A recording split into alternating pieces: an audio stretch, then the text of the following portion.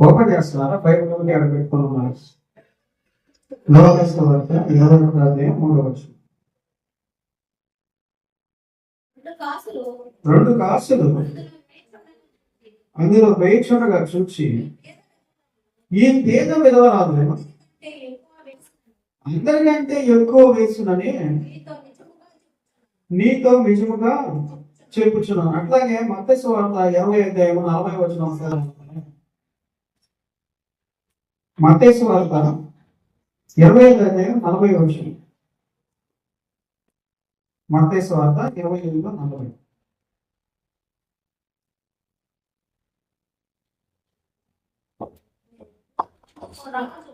అందుకు రాజు మిక్కిలి అల్పులైన ఈ నా సహోదరులలో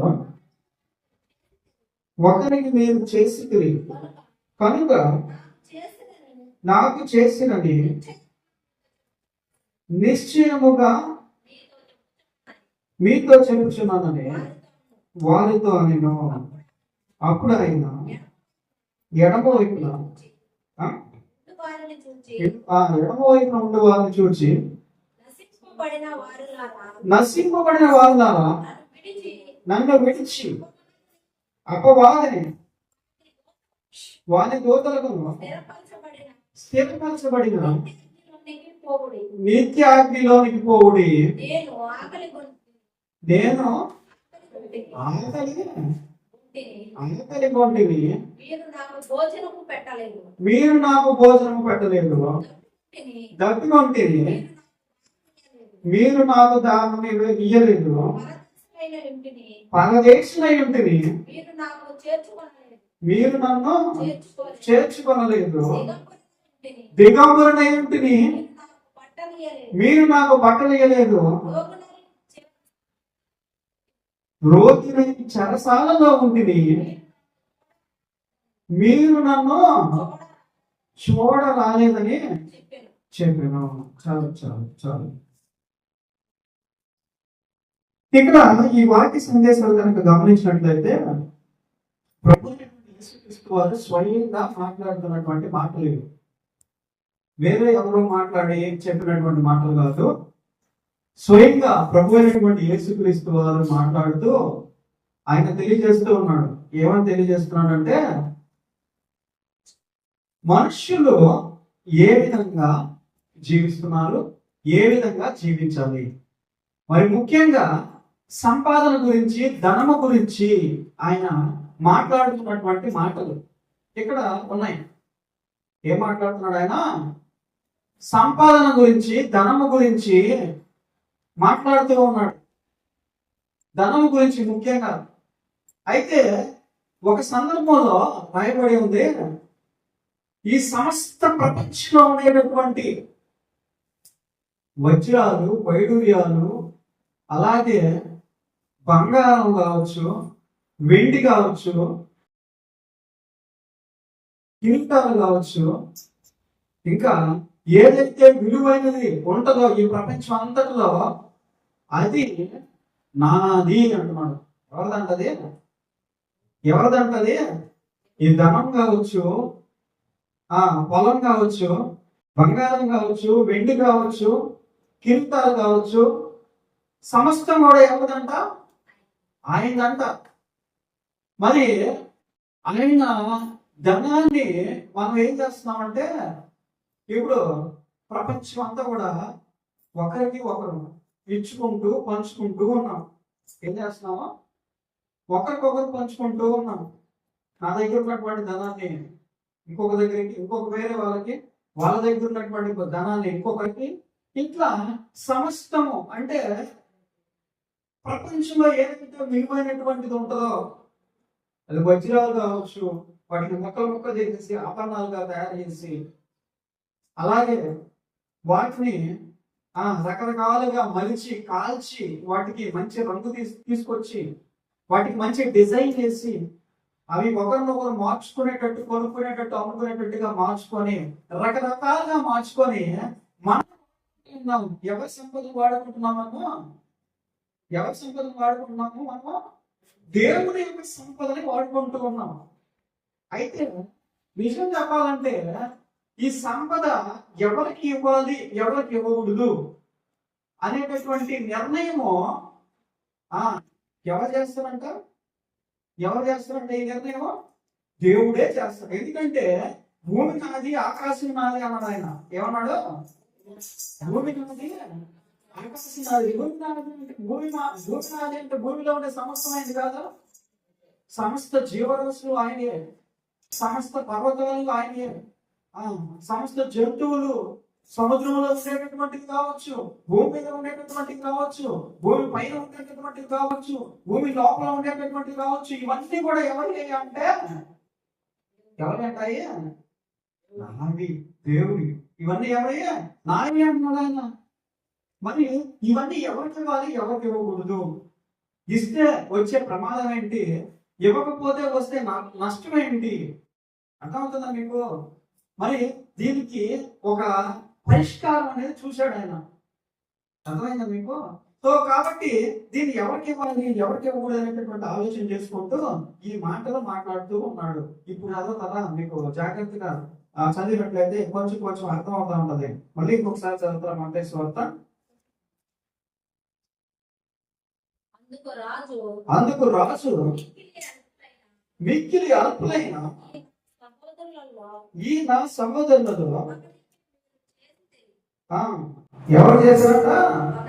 ఒకరికి మీరు చేసితిరి కనుక నాకు చేసితిరి, నిశ్చయముగా మీతో చెప్పుచున్నాను. ఏమంటాడు ఆయన?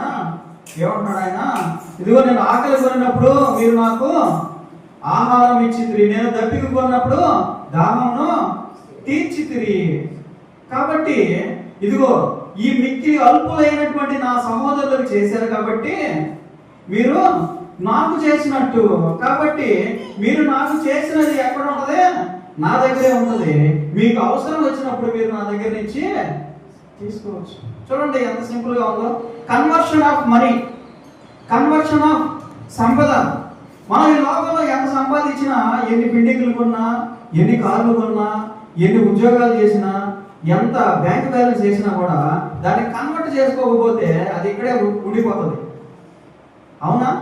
కన్వర్ట్ చేయడం అంటే ఏంటి? కన్వర్ట్ చేయడం అంటే ఏంటి?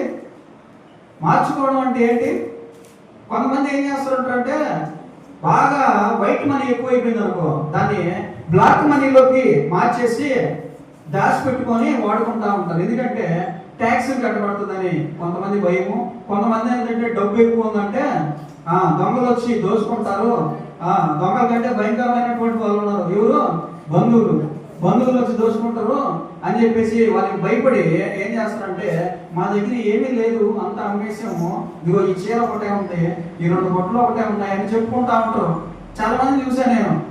అయితే వీళ్ళందరూ చేయాల్సింది ఏంటంటే ఇక్కడ బ్లాక్ మనీని, వైట్ మనీని ఒక దాంట్లో నుంచి ఇంకో దాంట్లోకి ఎట్లా కన్వర్ట్ చేసుకుంటున్నారు, అలాగే ఈ భూమి మీద సంపాదించినటువంటి ధనాన్ని, సంపదని పరలోకంలోకి కన్వర్ట్ చేసుకోవాలా.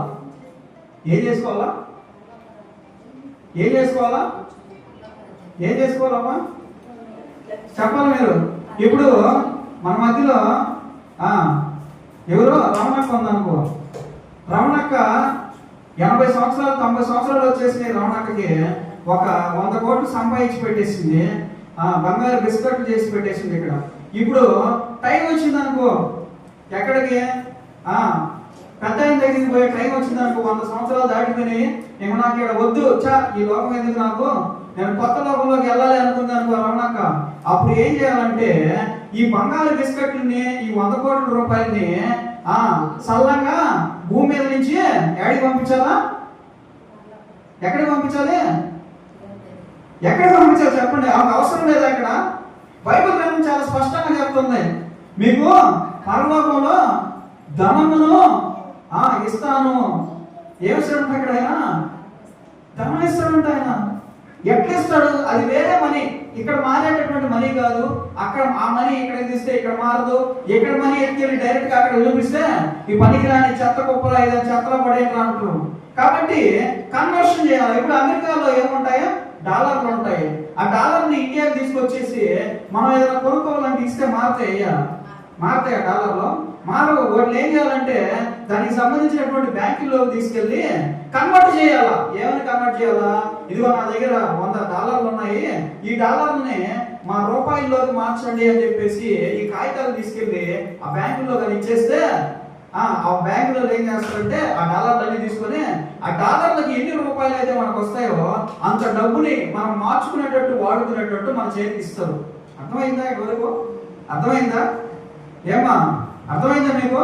ఇప్పుడు మన దగ్గర డాలర్లు ఉన్నాయనుకో, అమెరికాలో మారే డబ్బులు అయ్యి ఇండియాలో మారవు, మన దగ్గర మారవు. ఆ డబ్బులు మన దగ్గర ఉంటే వేస్ట్ కదా.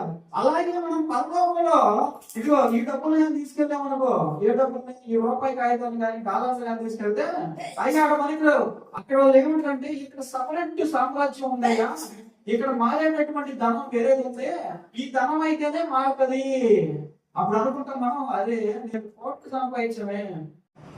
సంపాదించిన భూమి మీద దాన్ని ఇక్కడ మార్చుకొని ఉంటే బాగుండేది అని అనిపిస్తుంది. ఏమనిపిస్తుంది? కోట్లు సంపాదించాను నేను భూమి మీద, ఈ కోట్ల రూపాయల్ని పరలోక ధనంలోకి మార్చుకొని ఉంటే బాగుండేది. ఇక్కడికి వచ్చిన తర్వాత నేను పేదగా అయిపోయినా, నా డబ్బు అంతా వాళ్ళు అనుభవిస్తా ఉన్నారు, నా కష్టార్జితం అంతా ఆ కింద ఉండేటటువంటి వాళ్ళకి ఇచ్చేసి వచ్చేసి నేను అనవసరంగా ఆ కొడుకులకి పనికిరాని కొడుకులకి ఇచ్చేసి వచ్చేసాను అని ఆ రమణక్క పాపం బాధపడతా ఉంటాడు కూర్చొని. అని నేను ఈ పని చేస్తుంటే బాగుండేది. ఏ పని చేస్తుంటే బాగుండేది?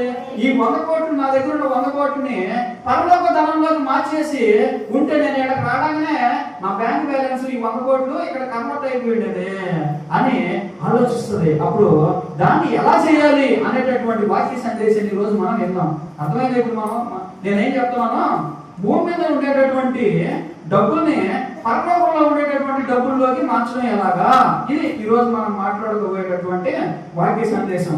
ఇప్పుడు నేను మీకు మరొక వచనాన్ని చూపిస్తాను. లోకా సువార్త 14వ అధ్యాయం ఓపెన్ చేసుకోండి. ఎట్లా మార్చాలి డబ్బుల్ని, ఒక మనీలో నుంచి ఇంకొక మనీలోకి మారేటటువంటి కన్వర్షన్ ఎలా చేయాలనేది నేను ఒకసారి చూపిస్తాను. రండి, 14వ అధ్యాయం లోకా సువార్త. దేవుడు అన్నిటితో పాటు డబ్బుల గురించి కూడా మాట్లాడాడు. కొంతమంది డబ్బుల గురించి ఎత్తకూడదు, డబ్బుల గురించి మాట్లాడకూడదు, డబ్బులు పాము, డబ్బులు తేలు, డబ్బులు దొంగ, ఇది చేస్తా ఉంటారా? ఏం లేదు. అది కూడా దాని గురించి కూడా దేవుడు చాలా క్లియర్ గా చెప్పాడు. 14వ అధ్యాయం ఓపెన్ చేయండి లోకా సువార్త. మరి 18వ వచనం ఒకసారి చూస్తారా? ఇక్కడ 12వ వచనం నుంచి చదవమ్మా, క్లియర్ గా అర్థం అవుతుంది. మరియు ఆయన తను పిలిచిన వారితో ఇట్లా నేను నీవు పగటి విందైనను రాత్రి విందైనను చేయనప్పుడు నీ స్నేహితులనైనను నీ సహోదరులనైనను నీ బంధువులనైనను ధనవంతులకు నీ పొరుగు వారినైనను పిలవవద్దు. వారు ఒకవేళ నిన్ను మరలా పిలుతురు కనుక నీకు ప్రత్యుపకారము కలుగును. అయితే నీవు విందు చేయనప్పుడు బేదలను జాగ్రత్త గమనించాలి. అంగహీనులను, కుంటివారను, గుడ్డివాడును పిలువము, నీకు ప్రత్యుపకారము చేయుటకు వారికి ఏమీ లేదు కనుక నీవు ధన్యుడు. ఎవరిని పిలవాలంట? విందు చేసేటప్పుడు ఎవరిని పిలవాలంట? మనం ఇంట్లో ఫంక్షన్ చేసుకునేటప్పుడు ఎవరిని పిలవాలంట? ఎవరైతే మనల్ని తిరిగి ఆహ్వానించలేరో. అబ్బా, దొరికింది వాళ్ళ లడ్డులాగా. ఏం దొరికింది? ఎందుకు ఏమో పిలవమన్నాడు దేవుడు? కుంటివారిని, గుడ్డివారిని, పేదవారిని, తిరిగి నీలాగా పెద్ద పెద్ద ఫంక్షన్స్ చేసుకోలేనటువంటి వారిని పిలిచి వారికి పెట్టమంటున్నాడు. మరి ముఖ్యంగా ఎవరిని పిలవద్దు అంటున్నాడు అంటే ఫంక్షన్స్ కి ఎవరైతే మరలా ఇదిగో నన్ను పిలిచాడు కదా ఈడ, మళ్ళీ నేను నిన్ను పిలిచి నాకు అన్నం పెట్టాడు కదా, నేను వాడికి అన్నం పెట్టేస్తే ఆడికి చిల్లు చిల్లు. అలాగే ఇదిగో నాకు చీర పెట్టింది కదా వాళ్ళ కూతురు పెళ్ళికి, ఇప్పుడు నా మనవరాలు పెళ్ళికి చీర పెట్టేశాను, చెల్లు చెల్లు అయిపోయింది. అర్థమైందా మీకు? ఇప్పుడు నా కొడుకు పెళ్ళికి చీర పెట్టాను కదా, ఇప్పుడు వాళ్ళ కూతురు పెళ్ళికి నన్ను పిలవలేదు, నాకు చీర పెట్టలేదు. అర్థమవుతుంది కదా మీకు? దేవుడు ఏమన్నాడంటే ఈ చెల్లు చెల్లులు వద్దురా, డబ్బులు కన్వర్ట్ చేయాలి అనుకుంటే ఏం చేయాలనుకుంటే పరలోకంలో పోవడమే అయ్యా నీ బ్యాంక్ బ్యాలెన్స్ ఎంతో తెలుసా అని చెప్తాడు దేవదూత వచ్చి. ఏం చెప్తుంది? నీ బ్యాంక్ బ్యాలెన్స్ ఎంతో. ఏం బ్యాంకులు ఉన్నాయి ఏడే బ్యాంకులు ఉన్నాయిలే, భూమి మీద ఉండేటటువంటి బ్యాంకులు కాదులే, ఏడే బ్యాంకులే. అవునా, నీ ఆస్తి పాస్తులు ఎంతో తెలుసా నీకు ఇక్కడ అంటారు. మనం చచ్చిపోయిన తర్వాత ఎన్ని ఎకరాలు ఉన్నాయో తెలుసా నీకు, ఎన్ని పొలాలు ఉన్నాయో తెలుసా నీకు, ఎన్ని ఉద్యోగాలు నువ్వు చేయాలో ఇక్కడ తెలుసా నీకు. అరే నాకు ఉద్యోగం కింద ఒకటే ఉండింది, అరే కింద నాకు సంబంధించినటువంటి పని ఒకటే ఉండింది. మనకు అర్థమయ్యేటటువంటి భాషలో వివరిస్తున్నా, మీకు అర్థమవుతుందా మీకు? అది పోవడంగానే నీ ఆస్తి పాస్తుల వివరాలు ఇవి, నీ చిట్టాలు ఇవి, దేవుడు నీకు ఇవి ఇచ్చాడు, ఇవి నీకు రాసిచ్చాడు, ఇవి నీకు సంబంధించినటువంటివి అని ఆయన తెలియజేస్తాడు అక్కడ. ఇదంతా ఎలా డిసైడ్ అవుతుందయ్యా అంటే దేని బట్టి డిసైడ్ అవుతుంది. దేని బట్టి డిసైడ్ అవుతుంది? దేవుడు ఏమన్నాడంటే నీకు ఎవరైతే తిరిగి ఇవ్వలేరు. అర్థమవుతుందా? అనాథులకి ఇవ్వకూడదు. మళ్ళీ ఇప్పుడు 3 పూట్ల బిర్యానీ తినేవాడికి నువ్వు వెళ్ళి పచ్చడి మెతుకులు పెట్టావు అనుకో, వాడు పైనుంచి కింద చూసి ఒక పూట బిర్యానీ లేకుండా చేయాలనే కదా నీ పని అంటాడు మనల్ని, అవునా కదా? అట్లా కాకుండా 3 పూట్ల పచ్చడి మెతుకులు తినేటటువంటి వాడికి ఒక పూట బిర్యానీ ప్యాకెట్ తీసుకెళ్ళి, అదే నువ్వు రోజు పచ్చడి తింటున్నావు కదా, కడుపు మండిపోతుంది కదా నీకు, నీకు సంవత్సరానికి ఒకసారి అయినా నీకు మంచి ఆహారం వస్తున్నాను నీకు, ఇది తినరా అని చెప్పేసి ఒకటి ఇచ్చామనుకో, అప్పుడు అది మనకి క్యాల్కులేట్ చేయబడుతుందంట. అర్థమైందా? గట్టిగా చెప్తాం హల్లెలూయా. ఇది కన్వర్ట్ చేయాల్సింది. ఇప్పుడు ఇవన్నీ చేయాలంటే మనకు వచ్చే ప్రాబ్లం ఏంటంటే మన చేతిలో ఉండే డబ్బులు అయిపోతాయి. మన చేతిలో ఉండేటటువంటి ఏమైపోతాయి చెప్పండి. ఎన్ని చెయ్యాలంటే భలే ఉంది, నువ్వు చెప్పేది బాగానే ఉంది, నువ్వు ఫంక్షన్ చేయమంటున్నావు బాగానే ఉంది, ఫంక్షన్ చేసిన పేదవారిని ఇవ్వలేనటువంటి వారిని వీళ్ళందరినీ తీసుకొచ్చి పెట్టమంటున్నావు బాగానే ఉంది.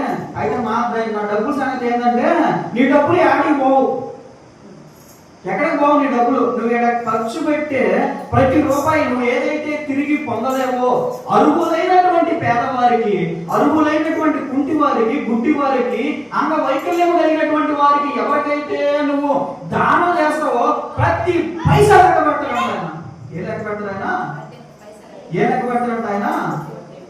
ప్రతి పైసా కూడా లెక్క పెట్టదంట. అది ఆ కన్వర్షన్ ప్రకారంగా. ఇప్పుడు $1 ఎంత? $60 మొన్న దాకా. ఇప్పుడు 70 అంటారు, కొద్ది రోజులు 80 అంటారు, కొద్ది రోజులు 90 అంటారు. $1 ఎక్కువపోతే $100 కూడా ఇచ్చే రోజులు కూడా ఉన్నాయి. కొన్ని సార్లు $1కి $100 కూడా ఇస్తారు. డాలర్ అంటే ఏంది? అమెరికాలో వాడేటటువంటి రూపాయిని డాలర్ అంటారు. ఆ అమెరికా రూపాయిని కనుక తీసుకొచ్చి మనం కానిస్తే $100 కాగితం ఇచ్చేస్తారు $1. అర్థమైంది కదా? అట్లాగే మనం ఇక్కడ ఖర్చు పెట్టినటువంటి డబ్బులకి పరలోకంలో ఇచ్చేటటువంటి డబ్బులు లెక్క ఎంత ఆయన దగ్గర ఉంటుంది. అర్థమైందా? అర్థమవుతుందా? డబ్బుల గురించి క్లియర్గా అర్థమవుతుంది కదా? మీ డబ్బు బ్యాంక్ బ్యాలెన్స్ ఏదైతే ఉందో దాన్ని భూమి మీద నుంచి స్పష్టంగా పరలోకంలోనికి లేదా పరదేశంలోనికి కన్వర్ట్ చేయడం ఎలాగా అనే విషయాన్ని గురించి నేను మీతో క్లియర్గా మాట్లాడుతున్నా. అర్థమైందా? ఏదో నువ్వు అన్ని అబద్ధాలు చెప్తా ఉన్నావు, ఆ డబ్బులు ఉండవు, ఏముండవు, ఇల్లు ఉండవు, వాకిలు ఉండవు, పొలాలు ఉండవు, స్థలాలు ఉండవు, మగాడం ఉండదు, ఇవన్నీ కాదు. దేవుడే అన్నాడు. ఏమన్నాడు? ఇదిగో నీకున్నటువంటి ఆస్తుపాస్తులన్నీ తీసుకెళ్లి అమ్మేసి పేదలకు ఏం చేయాలంట? పేదలకు పంచిపెట్టుము, అప్పుడు నీవు పరలోకములో ధనములో కూర్చుకుందువు. ఈ కన్వర్షన్ ఏంటి? చాలా తేడాగా ఉంది కదా. అప్పుడు ఆయన అడగాలి కదా, ఏదో బ్రహ్మ నువ్వు పరలోకంలో డబ్బులు ఉంటాయా, కాగితాలు ఉంటాయా, ఏం మాట్లాడుతున్నావు నువ్వు? ఎక్కడైతే డబ్బులు ఉంటాయి, తినేదానికి తిండి ఉంటుంది, అలంపతి ఉంటుంది, కొనుక్కోవచ్చు, వస్తువులు ఉంటాయి, వాటిని వాడుకోవచ్చు. పరలోకంలోకి డబ్బులు అంటారేంటి అలా. అర్థమైందా మీకు? దేవుడు ఏదో చెప్తున్నాడు కదా అని ఆలోచించాడు ఆ వ్యక్తి. కానీ ఆయన డబ్బులు ఎక్కువ ఉన్నటువంటి వాడు కాబట్టి, విస్తారమైనటువంటి సంపద ఆస్తులు ఉన్నటువంటి వాడు కాబట్టి అది ఖర్చు పెట్టడానికి వెనకం చేశాడు. అర్థమైందా మీకు? ఇక్కడ బాగా సంపాదించేసి పైకి వెళ్ళిన తర్వాత పేదవాడుగా మనం నిలబడ్డాం అనుకో, ఉపయోగం లేనటువంటి ఇంకొంచెం ముందుకెళ్ళి అదే విషయాన్ని గురించి నేను ఎక్స్ప్లెయిన్ చేయడానికి ప్రయత్నం చేస్తాను. లోకాసు వార్త 14వ అధ్యాయము 18వ వచనం నుంచి ఒకసారి చదువుతారా? వారందరూ ఏక మనస్సుతో నెపములు చెప్పసాగిరి. 17వ వచనం నుంచి చదువుతారా? విందు కాలమందు అతడు ఇప్పుడు సిద్ధమై ఉన్నది, రండని పిలువబడిన వారితో చెప్పుటకు తన దాసుని పంపెను. అయితే వారందరూ ఏక మనస్సుతో నెపములు చెప్పసాగిరి. మొదటివాడు, నేను ఒక పొలము కొని ఉన్నాను, అవశ్యముగా వెళ్ళి దాన్ని చూడవలెను, నన్ను క్షమింపవలెనని నిన్ను వేడుకొనుచున్నాను. మరి ఒకడు, నేను 5 జతల ఎడ్లను కొని ఉన్నాను, వాటిని పరీక్షింప వెళ్ళుచున్నాను, నన్ను క్షమింపవలెనని వేడుకొనుచున్నాను. మరి ఒకడు, నేను ఒక స్త్రీని వివాహము చేసుకున్నాను, అందుచేత నేను రాలేనను. అప్పుడు ఆ దాసుడు తిరిగి వచ్చి ఈ మాటలు తన యజమానికి తెలియజేయగా, ఆ ఇంటి యజమానుడు కోపపడి, నీవు త్వరగా పట్టణపు వీధులలోనికి సందులలోనికి వెళ్ళి పేదలను, అంగహీనులను, కుంటివారిని, గుడ్డివారిని ఎక్కడికి తోడుకొని రమ్మని ఆ దాసునితో చెప్పెను. అంతటా దాసుడు, ప్రభువా, నీవు ఆజ్ఞాపించినట్టు చేసిననే, కానీ ఇంకను చోటున్నదని చెప్పాను. అందుకు యజమానుడు, నా ఇల్లు నిండునట్లు నీవు రాజమార్గములలోనికి కంచెలలోనికి వెళ్ళి లోపలికి వచ్చుటకు అక్కడి వారిని బలవంతము చేయము. ఎలయనగా పిలువబడిన మనుషులలో ఒక్కడును నా విందు రుచి చూడడని నీతో చెప్పుచున్నాను నేను. చూడండి, ఎంత విచిత్రమైనటువంటి సందర్భం. చూడండి, ఎంత విచిత్రమైనటువంటి సందర్భం. బైబిల్ గ్రంథం అంతట్లో ఎంతకంటే విచిత్రమైనటువంటి సందర్భం ఎక్కడ కనిపించదు. ఏం చేశాడంట ఆయన? స్నేహితులు, ఫ్రెండ్స్, బంధువులు అందరికీ చెప్పాడంట, ఇట్లా పలానా రోజు నేను ఒక కార్యాన్ని చేయబోతున్నాను, నా విందుకు రండి అని చెప్పి పిలిస్తే ఒక్కొక్కడు ఏం చెప్తున్నాడో తెలుసా? నేనేమో ఇడ్లను కొన్నాను, వాటిని నేను చూసుకోవాలి, నేను రాలేను, నన్ను క్షమించని చెప్తున్నాడు. ఇంకొకటి ఏం చెప్తున్నాడు? చదవండి. పొలంకి వెళ్ళాలి, నేను పొలం కొన్నాను, పొలం చేసుకోవాలా, ఆ పొలంలో పని ఉంది కాబట్టి నేను నీ విందుకు రాలేను, నన్ను క్షమించు. అలాగే ఇంకొకటి అడిగితే, అయ్యా నువ్వు రాయ్యా, మేము ఈ ఫంక్షన్ చేసుకుంటున్నాము, మా యజమాని నిన్ను పిలిచాడు, ఆ భోజనం చేసేసి వెళ్ళమని చెప్పి పిలిచాడు, అయ్యా నువ్వు రాయి అని చెప్పి పిలిస్తే, నేను నిన్నైనా పెళ్లి చేసుకునింది, నా భార్యని తీసుకుని షాపింగ్కి వెళ్ళాలి, నేను ఇప్పుడు రాలేనయ్యా అని చెప్తున్నాడు. ఇట్లా రకరకాలుగా కారణాలు చెప్తున్నారు దేవుని యొక్క, అదే ఆ యజమాని యొక్క ఫంక్షన్కి వచ్చేదానికి. అప్పుడు ఆ యజమాని ఏమన్నాడు తెలుసా? నువ్వు వెళ్ళు, ఆ ఈదులోకి వెళ్తే ఎవరైతే అంగవైకల్యం కలిగినటువంటి వారు ఉంటారో, యాచకులు ఉంటారో, కుంటివారు ఉంటారో, గుడ్డివారు ఉంటారో, ఆ పూటకి ఆహారం లేనటువంటి వాళ్ళు ఎంత మంది అయితే ఉంటారో వాళ్ళందరినీ కూడా పిలుచుకొచ్చి ఈ యొక్క విందులో పాల్గొనమని చెప్పు అంటే, వెంటనే వెళ్ళి ఆ చుట్టుపక్కల ఉండేటటువంటి యాచకులను అందరినీ తీసుకొచ్చేసాడు ఆ దాసుడు. తీసుకొచ్చేసి అక్కడ కూర్చోబెడితే ఇంకా స్థలం ఉంది అక్కడ కూర్చునేదానికి, ఇంకా ఆ తినేదానికి ఆహార పదార్థాలు ఇంకా మిగిలిపోయి ఉన్నాయి. ఇంకా అక్కడ పానీయాలు కానీ, కూల్ డ్రింక్స్ కానీ, లేకపోతే ఐస్ క్రీమ్స్ కానీ, ఇట్లా అన్ని కూడా మిగిలిపోయి ఉన్నాయి. అయ్యా ఇంకా స్థలం ఉంది, మనం ఏర్పాటు చేసినటువంటి వాటిని అన్నిటికీ సరిపోయినంత మంది జనాలు రాలేదయ్యా, ఏంటి మాట ఇంకా చాలా మిగిలిపోయి ఉన్నాయి అన్నప్పుడు ఆయన ఏం చెప్తున్నాడు అంటే, నువ్వు వెళ్ళి రాజమార్గంలోనికి వెళ్ళి అక్కడ ఎవరైతే కాపాడతారో వాళ్ళందరినీ తీసుకొచ్చేసి ఇక్కడ ఖాళీ ఎక్కడో కూర్చోబెట్టేసి ఏం చేయమంటున్నాడు? వేస్ట్ అయిపోకూడదంట. ఆయన ఏర్పాటు చేసినటువంటి ఆయన ఏర్పాటు చేసినటువంటి ఆ యొక్క విందు వేస్ట్ అవ్వకూడదంట, పడేయకూడదంట. ఆయన తయారు చేసినటువంటి సమస్తం కూడా వృధాగా అయిపోకూడదంట. ఇది ఏమని సూచిస్తుందంటే, ఈ యొక్క విందు లేదా ఈ యొక్క ఫంక్షన్ అనేది ఏం చూస్తుందంటే దేవుడి యొక్క రాజ్యాన్ని సూచిస్తూ ఉంది. పిలువబడినటువంటి వారు, ఆ బంధువులైతే స్నేహితులైనటువంటి వాళ్ళందరూ ఎవరిని చూస్తున్నారంటే ఈ యొక్క మానవ ప్రజానికాన్ని, సాధారణమైనటువంటి వ్యక్తుల్ని సూచిస్తున్నారు. అయితే దేవుడు ఎవరినైతే పిలవాలనుకున్నాడో, ఎవరినైతే రమ్మని ఆహ్వానించారో వాళ్ళందరూ కూడా ఈ లోకంలో ఉండేటువంటి ప్రతి విధమైనటువంటి కార్యక్రమంలో బిజీ అయిపోయి దేవుడిని విడిచిపెట్టేసి క్షమాపణ అడిగారు. అయితే దేవుడు ఎవరిని తప్పించుకున్నాడో తెలుసా? పనికి రానటువంటి వారిని, ఆ పూటకి పూట లేనటువంటి వారిని, డైలీ బేసిక్ వర్కర్స్ అంటే ఉదయం పని చేసింది, రాత్రి పని చేసినటువంటి ఆ యొక్క డబ్బు తీసుకొని రాత్రి డబ్బు తీసుకొని నైట్ ఆహారం ఏర్పాటు చేసుకొని తినేస్తే తర్వాత రోజు ఉదయంకి మళ్ళీ డబ్బులు ఉండవు. మళ్ళీ ఏం చేయాలా? మళ్ళీ ఉదయాన పనికి వెళ్దాం. మళ్ళీ ఉదయం నుంచి సాయంత్రం వరకు కష్టపడితే మళ్ళీ సాయంత్రం వచ్చి ఆహారం కొనుక్కునేది సరిపోతాయి అనమాట. ఉదయం నుంచి కష్టపడిన డబ్బులు సాయంత్రానికి సరిపోతాయి. దానికి ఆ రోజుకి సరిపోయేటటువంటి వాళ్ళు ఉంటే వాళ్ళని చూస్తున్నాడు ఆయన.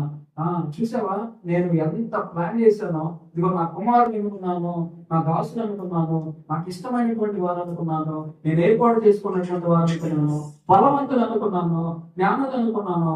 వీళ్ళందరూ ఏమైపోయారు? ఇప్పుడు నా యొక్క విందులో ఆహ్వానించబడకుండా బహిష్కరించబడ్డారు. అయితే ఎవరైతే ఖాళీగా ఉన్నారో, ఎవరైతే అందుబాటులో ఉన్నారో, ఎవరైతే ఆ దేవుని యొక్క మాట విని వెంటనే రావడానికి సిద్ధంగా ఉన్నారో వాళ్ళందరికీ కూడా స్థలం సరిపోయేంత వరకు కూడా దాన్ని నింపడం మొదలుపెట్టాడు. వెంటనే ఎప్పుడైతే స్థలం అంతా నింపబడిపోయిందో, ఎప్పుడైతే ఇంకా నాకు చాలు జనాలు, ఈ ప్లేస్ అంతా నిండిపోయింది అనుకున్నాడో, వెంటనే ఏమన్నాడు? ఇంకా వాళ్ళు అవసరం లేదు. ఎవరు అవసరం లేదు?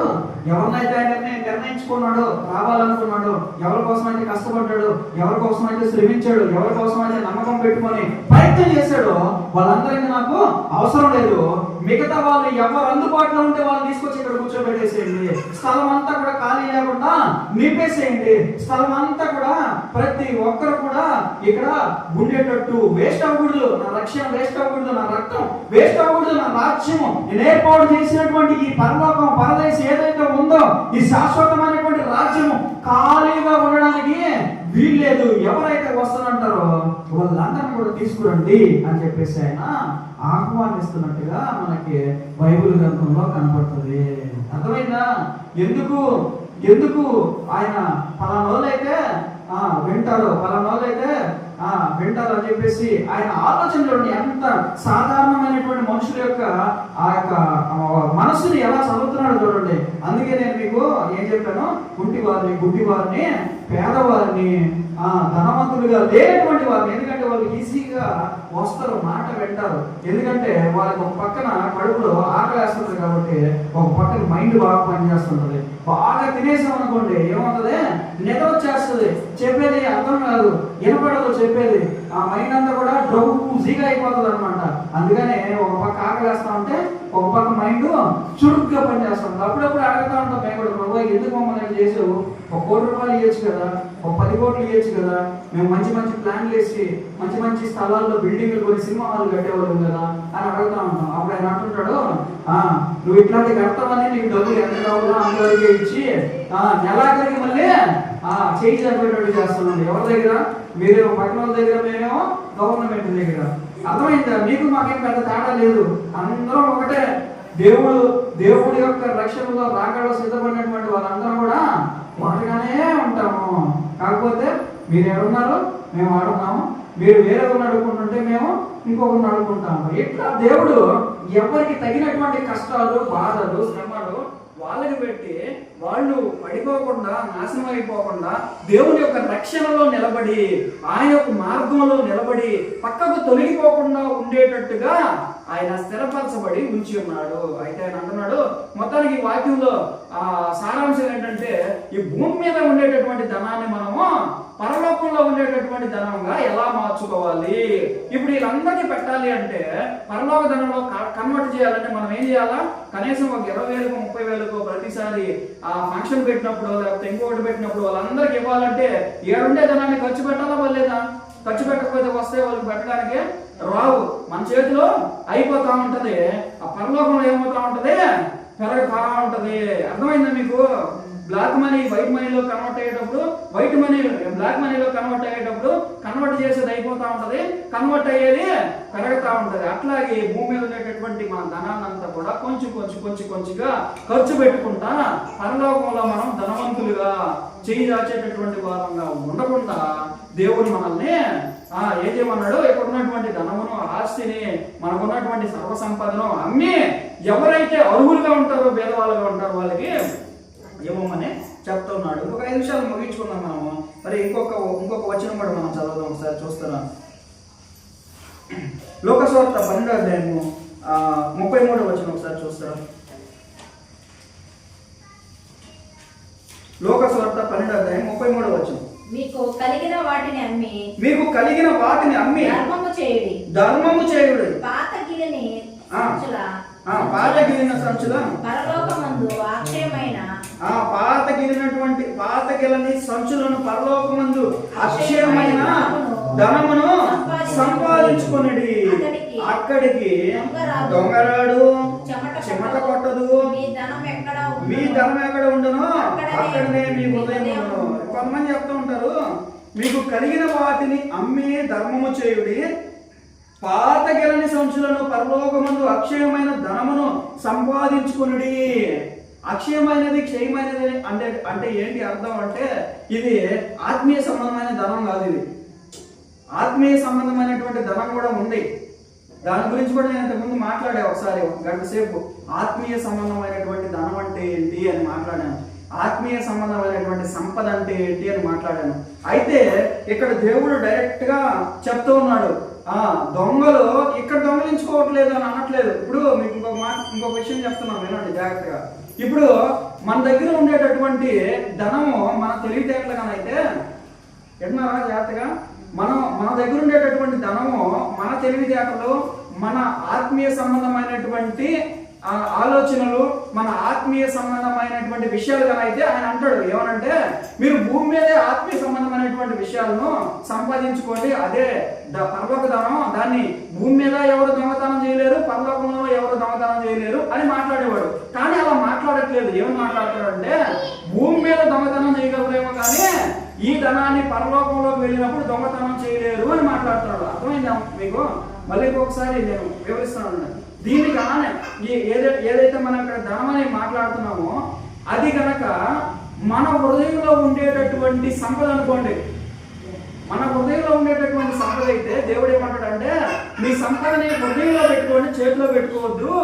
మీ హృదయంలో పెట్టుకోండి సంపదని, అప్పుడైతే దొంగలించరు అంటాడు. కానీ అలా అన్నట్లు ఆయన, మీ ధనాన్ని పరలోకంలో కన్వర్ట్ చేసుకోండి, పరలోకంలో అయితే ధనమును దొంగలించలేరు, దొంగలు దాన్ని అపహరించలేరు అని చెప్పేసి మాట్లాడుతూ ఉన్నాడు ఆయన. కాబట్టి ఈ విషయంలో మనము జాగ్రత్తగా గమనించాలి. అప్పుడు ఆయన ఏమన్నాడు, మీ ధనం ఎక్కడ ఉండను అక్కడి మీ హృదయం ఉండను. అర్థమైందా? ఇప్పుడు మన ధనము పరలోకంలో పెరిగింది అనుకోండి, మన ధనము పరలోకంలో పెరిగింది అనుకోండి, అప్పుడు మన హృదయం ఎక్కడ ఉంటుంది? ఎక్కడ ఉంటుంది?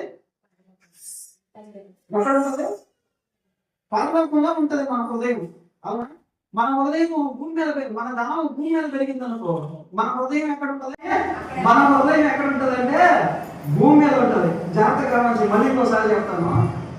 ఇప్పుడు పరలోకంలో మన ధనం బాగా పెరిగింది అనుకో, దేవుడు వచ్చి కళ్ళలోకి వచ్చి, బాబు నువ్వు మంచి మంచి కార్యాలు చేశావు ఇక్కడ భూమి మీద, నువ్వు ప్రతిసారి చేసినప్పుడల్లా నీ బ్యాంక్ బ్యాలెన్స్ మెయింటైన్ చేయండి పరలోకంలో. బ్యాంక్ అంటే మళ్ళీ బ్యాంకులు ఉంటాయి, తాళాలు ఉంటాయి అనుకోకండి. మళ్ళీ చెప్తున్నాను మీకు ఉదాహరణగా, మీకు అర్థమయ్యేదానికి నేను చెప్తున్నాను. పరలోకంలో ధనం పెరగడం అంటే బ్యాంకుల్లోనే ఉండాల్సిన అవసరం లేదు. అది దేవుడు ఎలాంటి స్థలాలు ఏర్పాటు చేశాడో అలాంటి స్థలాల్లో మన సంపద ఉంటుంది. అక్కడ ఆ సంపద బాగా పెరిగిపోయింది, దాన్ని నేను నా వల్ల కావట్లేదు, నువ్వు తొందరగా వచ్చి నువ్వు తీసుకో అనడానికి అర్థమైందా? అప్పుడు మనం నిద్ర లేచిన వెంటనే నా సంపద అంతా పెరిగిపోయిందంట. అక్కడ మంచి మంచి పొలాలు, మంచి మంచి స్థలాలన్నీ ఏర్పాటు చేశాడంట. నాకు కావాల్సినంత ఎక్కువైపోయిందంట అక్కడ. ఇప్పుడు దేవుడు ఏం చెప్తున్నాడంటే, నేను కాపాడలేకుండా నీ ఆస్తి ఎక్కువైపోయింది ఇక్కడ, నువ్వు వచ్చి నీ ఆస్తిని తీసేసుకో అంటే దాని గురించి ఆలోచిస్తా ఉంటాను. ఇక్కడ తినడానికి తిండి లేదు, అక్కడికన్నా పోతే కనీసం అక్కడన్నా మనము కొంచెం మంచి పొజిషన్లో ఉంటావేమో అని మన ఆలోచన అంతా ఎక్కడ ఉంటుంది? ఎక్కడ ఉంటుంది మన ఆలోచన? పరలోకంలో ఉంటుంది, ధనం దగ్గర ఉంటుంది. మన ధనం ఎక్కడ ఉంది? పరలోకంలో ఉంది. ఏ వరకు అర్థమైంది కదా?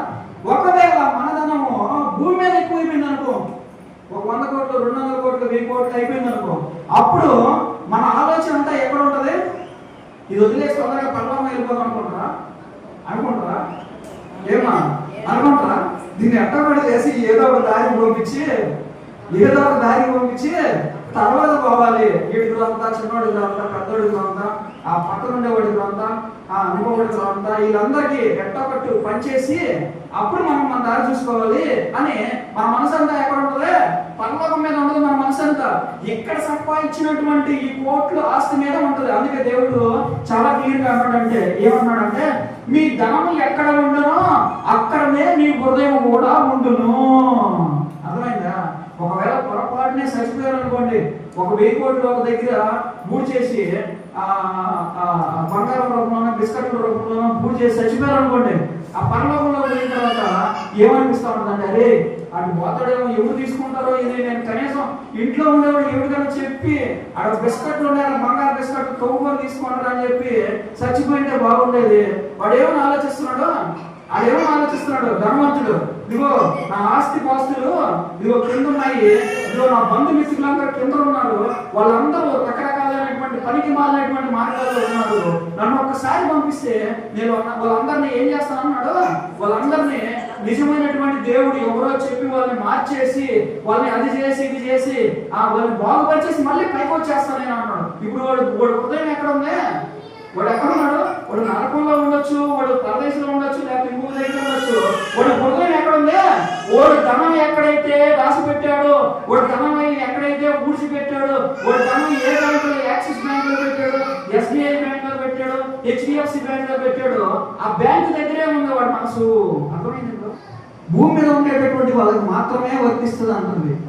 నరకంలో ఉండే వాళ్ళకి కూడా వర్తిస్తుంది ఇది, పరదేశంలో ఉండేటటువంటి వాళ్ళకి కూడా వర్తిస్తుంది ఇది, అందరికీ వర్తిస్తుంది ఇది. కాబట్టి మనం ఏం చేయాలంటే, మన ధనాన్ని సేఫ్టీగా మనతో పాటు మనకంటే ముందే వచ్చేయాలి. మన ధనం ముందు నడవడం అంటారు తెలుసా? అహంకారం, గర్వం ముందు నడుచుని అంటారు చూసారా? విన్నారా ఈ మాట విన్నారా మీరు? మనకంటే ముందు మన అహంకారము, మన వెనక మన పాపములు, మన ముందు మన పాపములు నడుచుని, ఇట్లాంటి పదాలు విన్నారా మీరు? ఇదే అది ఏదే, మనమేమో ఇక్కడే ఉంటాం, మనమేమో పైకి వెళ్ళాము, మనకంటే ముందు మన ధనం నడుస్తుంది పైకి. మనం పోయేటప్పటికి అక్కడ మొత్తం దేవతలు మనకు సంబంధించినటువంటి మంచి పనులన్నీ కూడా రాసి పెట్టేసి క్లియర్ గా మన చిట్టా మనకు చూపిస్తారు. ఇదిగో నువ్వు చేసినటువంటి కార్యాలు, ఇదిగో నీ ఆస్తి మొత్తం నువ్వు చూసుకో అని చెప్పేసి క్లియర్ గా మన చేతికి ఇస్తారనమాట. కాబట్టి మనం దానిని బట్టి జాగ్రత్త పడాలి అని ప్రభు అయినటువంటి యేసుక్రీస్తు వారు స్వయంగా, నేను చెప్పే మాటలు కాదు ఇవన్నీ, దేవుడే నిజంగా స్వయంగా మనతో మాట్లాడుతూ చెప్తున్నటువంటి మాటలు. అర్థమయ్యా మీకు ఇవన్నీ? మరి ఇంకొక రెఫరెన్స్ చూసి నేను కంప్లీట్ గా క్లోజ్ చేస్తాను. దయచేసి లోకస్వార్త 16వ అధ్యాయము 10-11 వచనాలు ఒకసారి చూస్తారా? లోకస్వార్త 16వ అధ్యాయం 10-11 వచనాలు. మిక్కిలి కొంచెములో నమ్మకముగా ఉండేవాడు ఎక్కువలోను నమ్మకముగా ఉండును, మిక్కిలి కొంచెములో అన్యాయముగా ఉండును, ఎక్కువలోను అన్యాయముగా ఉండును. కాబట్టి మీరు అన్యాయపు సిరి విషయంలో నమ్మకముగా ఉండని ఎడల సత్యమైన ధనమును, మీరు అన్యాయపు సిరి విషయంలో నమ్మకముగా ఉండని ఎడల సత్యమైన ధనమును ఎవరు మీ వశమును చేయను. చూడండి, దేవుడు సత్యమైనటువంటి ధనాన్ని ఇవ్వాలంటే ముందు పిచ్చి డబ్బులు ఇస్తాడు. ఏ డబ్బులు ఇస్తాడు? పిచ్చి డబ్బులు అంటే ఇప్పుడు మనం ఖర్చు పెడుతున్నాం కదా, అవి ఏ డబ్బులు అయ్యి పిచ్చి డబ్బులు, మనం చిన్నపిల్లకాయలకి పిచ్చి డబ్బులు ఇస్తా ఉంటాం చూసారా?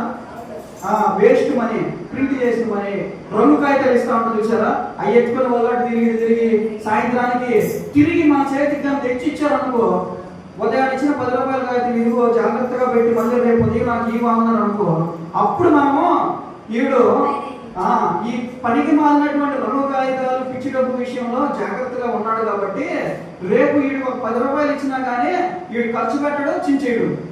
జాగ్రత్తగా ఏమండి, చించేయడు, ఖర్చు పెట్టడు కాబట్టి వీడి చేతిలో డబ్బులు పెట్టినా ప్రమాదం లేదు అని తెలుస్తుంది. ఎప్పుడు తెలుస్తుంది? పెట్టిన వెంటనే తెలిసేస్తుందా? పెట్టిన వెంటనే తెలుస్తుందా? ఒక గంట తెలిసిపోద్దా? తెలియదు.